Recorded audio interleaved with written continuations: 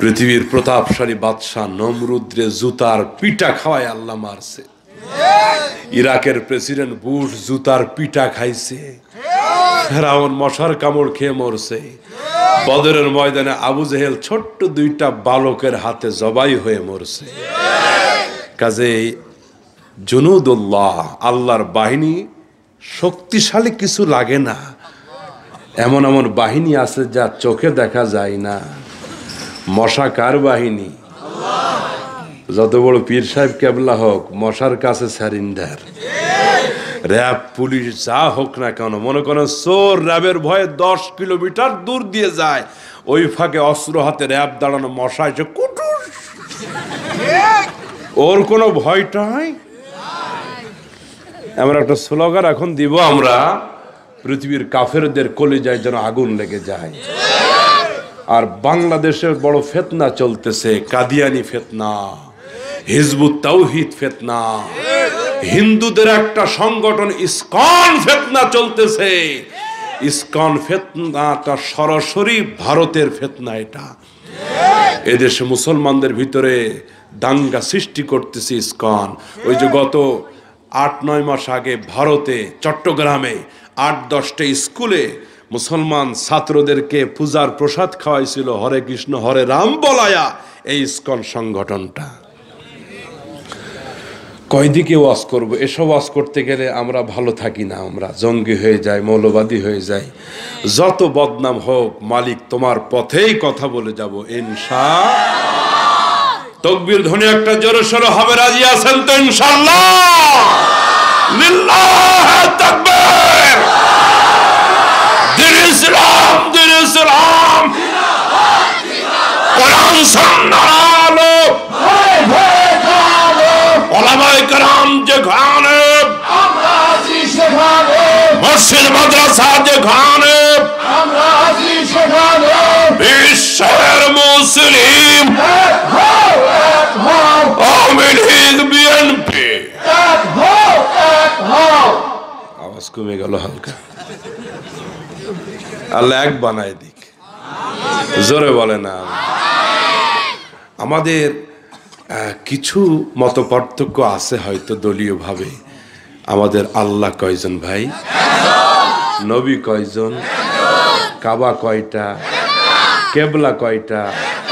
কোরআন কয়টা? আজকের মাহফিলে সব দল আছে না?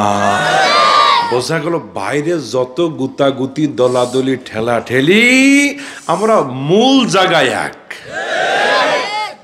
আমরা মূল জায়গায়, এত ওয়াজ করা লাগে কেন? আমরা তো এটা বুঝি যে আমরা ইসলাম এবং কোরআনের কাছে এক।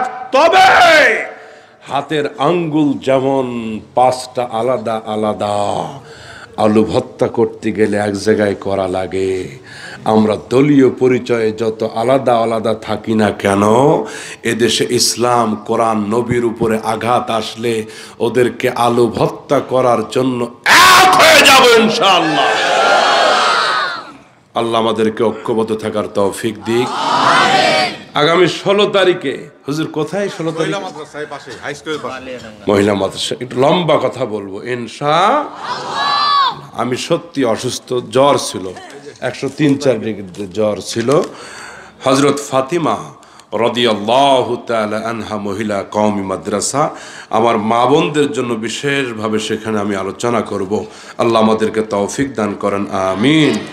বলেন তো, আল্লাহর ভালোবাসার জন্য গুণ লাগবে বন্ধু হতে মূলত কয়টা? আরো জোরে বলেন। প্রথম নম্বর গুণ কার উপর? ঈমান। দ্বিতীয় গুণ ভয় করব কাকে? আল্লাহকে যারা ভয় করবে ওরা সুদ খাবে না, ঘুষ খাবে না, ওজনে কম দিবে না। তার কারণ আমার নবী বলতেছেন, আত্মা, যেহেতু ব্যবসায়ীদের প্রোগ্রাম বাজার, আমার ব্যবসায়ী ভাইরা আপনাদের জন্য শুধু ভয় দেখায় আমরা, কিন্তু একটা সুসংবাদ আছে, সহিহ হাদিস। রাসূল বলেছেন, আত্তাজিরুস সুদুকুল আমিন মান নাবিয়্যিন ওয়াস সিদ্দিকিন ওয়াস শুহাদা। এই পৃথিবীতে যারা ন্যায় সঙ্গতভাবে ওজন ঠিক রেখে, মাপ ঠিক রেখে, যারা ইনসাফের সাথে ক্রেতাদের সাথে ব্যবসা বাণিজ্য করবে, ওই সমস্ত ন্যায়পরায়ণ ব্যবসায়ীরা, ওই সমস্ত ইনসাফওয়ালা ব্যবসায়ীরা কিয়ামতে নবী, সিদ্দিক এবং শুহাদাদের সাথে উঠতে পারবে। আল্লাহ গোয়ালানদের সমস্ত নবীন প্রবীণ যুবক ব্যবসায়ীদেরকে কবুল করো। আল্লাহ আমার সমস্ত ওলামায়ে কেরাম, মাদ্রাসার তালেবে ইলমদেরকে কবুল করো। যারা আল্লাহর বন্ধু হবে তারা ওজনে কম দিবে না, বেপরদায় চলবে না, সুদ ঘুষ খাবে না। আগামী 14 ফেব্রুয়ারিতে যদি মায়ের, মুসলিম মায়ের দুধ খেয়ে থাকে, রসুলকে নবী মেনে থাকে, আল্লাহকে নিজের রব মেনে থাকে, ওই সমস্ত যুবক তরুণরা নষ্টমীর দিবস 14 ফেব্রুয়ারিতে নিজের ঈমানকে নষ্ট করবে না। আমার ভালোবাসা কার জন্য? আমার আল্লাহর জন্য, নবীর জন্য। ইউরোপ আমেরিকাতে সন্তান জানে না আমার আসল বাবা কে। অনেক সন্তান জানে না, এই যে ওদের আইডেন্টিটি কার্ড মায়ের সাথে হয়।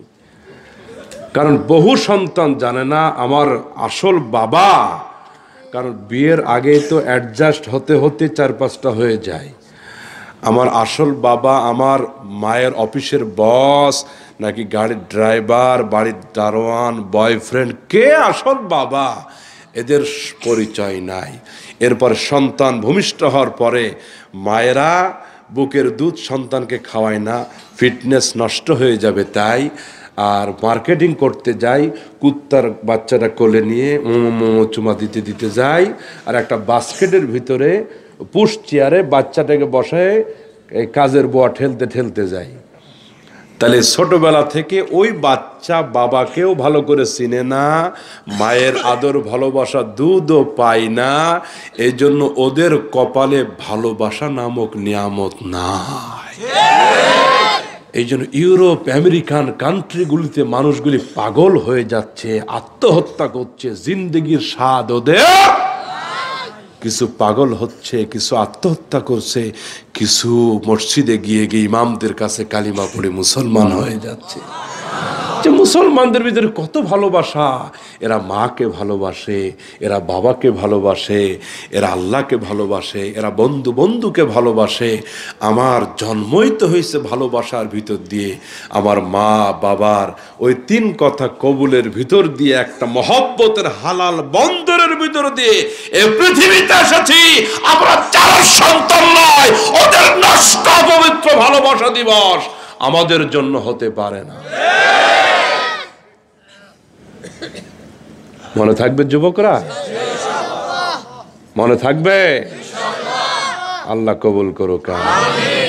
হুজুর দোয়া করে দিবেন সবাই যেন দাওয়াত দিয়ে 16 তারিখে নিয়ে আসে। তাহলে আগামী 16 তারিখেও যেন প্যান্ডেল এর থেকে আরো বেশি খালি থাকে, আপনারা আরামে বসতে পারেন ফাঁকা ফাঁকা হয়ে।